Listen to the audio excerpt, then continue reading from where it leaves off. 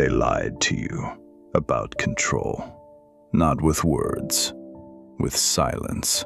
They built systems, schools, workplaces, and social structures that trained you to believe control means managing everything outside of you. Your environment, other people, outcomes, results. And if you could just get enough grip on those things, you would finally feel safe, finally feel powerful, finally feel free. But here is what they never told you. That kind of control is a trap, and millions of people are living inside it right now, exhausted, frustrated, and wondering why life still feels out of control, no matter how hard they try to manage it. Let us start at the beginning. From the time you were a child, you were rewarded for compliance and punished for unpredictability. Schools graded you on whether you could sit still, follow instructions, and produce the right answer at the right time. Workplaces promoted people who could manage teams, hit targets, and keep things running smoothly. Society celebrated those who appeared to have everything together, neat, organized, in control. And so your brain learned a dangerous lesson. Control equals safety. Chaos equals failure. And you carried that lesson into your adult life without ever questioning it. So you started controlling. You controlled your schedule down to the minute. You tried to control how people saw you. You controlled your emotions by suppressing them. You controlled your relationships by anticipating every possible outcome. You planned, prepared, and predicted, and for a while it seemed to work, until it didn't. Because life, by its very nature, is uncontrollable. People leave, plans fall apart, markets crash, health fades, opportunities vanish without warning.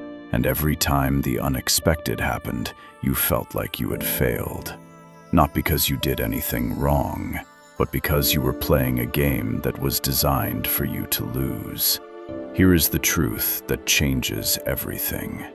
There are only two things in this entire universe that you can ever truly control: your thoughts and your actions.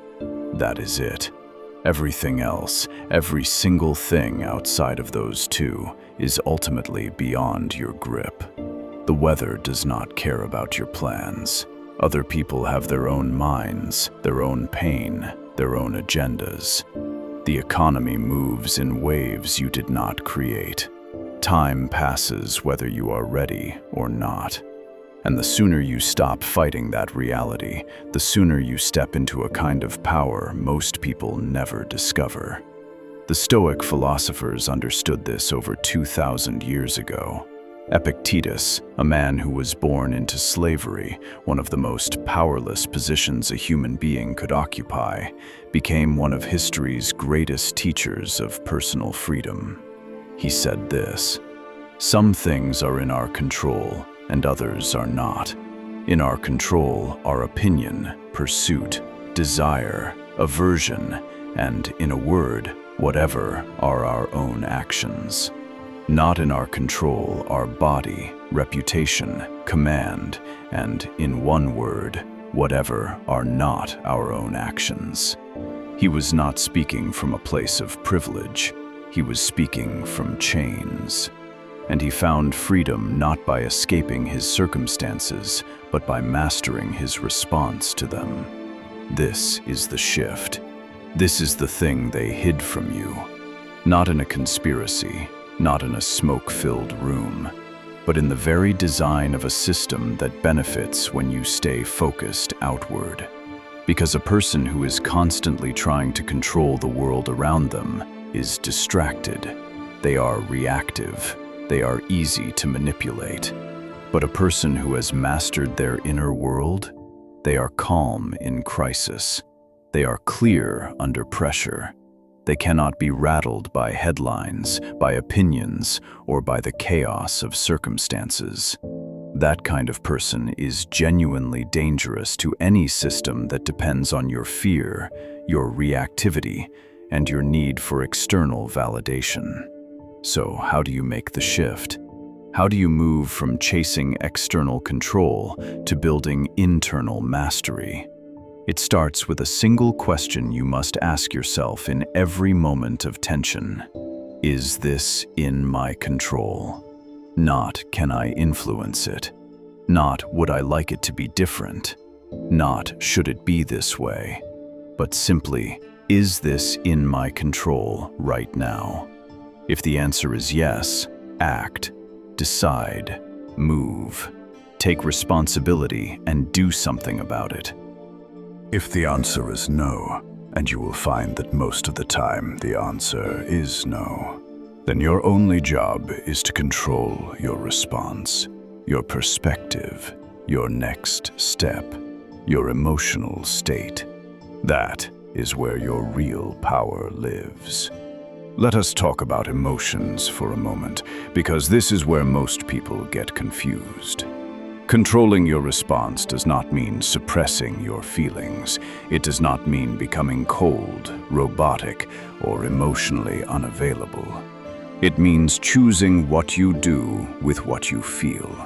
Anger is information. Fear is information. Sadness is information. The question is never whether you will feel those things. You will. You are human. The question is whether those feelings will drive your decisions or inform them. There is a massive difference between a person who acts out of anger and a person who acknowledges their anger, understands where it comes from, and then chooses a deliberate response. One is being controlled, the other is in control. Now let us talk about relationships, because this is where external control causes the most damage. How many relationships have been destroyed by one person trying to control another? How many friendships have collapsed under the weight of unmet expectations? How many people are sitting in silent resentment right now because someone in their life is not behaving the way they want them to? Here is the painful and liberating truth. You cannot control another human being. You can influence, you can communicate, you can set boundaries, but you cannot make someone love you, respect you, change for you, or stay for you. And every attempt to force that control pushes people further away and pulls you further from your own peace. The moment you release the need to control others, your relationships transform. Not because people suddenly change, but because you stop making your peace dependent on whether they do. There is a concept in psychology called the locus of control. Researchers found that people with an internal locus of control, those who believe their actions determine their outcomes, tend to be more resilient, more successful, and significantly happier than those with an external locus of control, who believe life happens to them rather than through them. This is not just philosophy. This is measurable psychology. The people who thrive are not the ones with the most favorable circumstances. They are the ones who take ownership of their response to circumstances, regardless of how unfavorable those circumstances may be. Think about the most unshakable people you have ever met. The ones who seem calm when everything is falling apart. The ones who do not crumble under criticism. The ones who lose something significant and still find a way to rebuild. What do they have that others do not? It is not luck. It is not natural talent. It is not even intelligence. It is this: they stopped trying to control what was never theirs to control. And they put every ounce of their energy into the one domain where they are absolutely sovereign: themselves, their mindset, their habits, their character, their response to life. Here is your takeaway. Here is what I want you to carry with you from this moment forward. Every time you feel anxious, overwhelmed, or out of control, stop, breathe, and ask yourself one question. What part of this is actually mine to control? Then act on that part with everything you have. Let the rest go. Not because it does not matter, but because holding on to what you cannot control does not change it.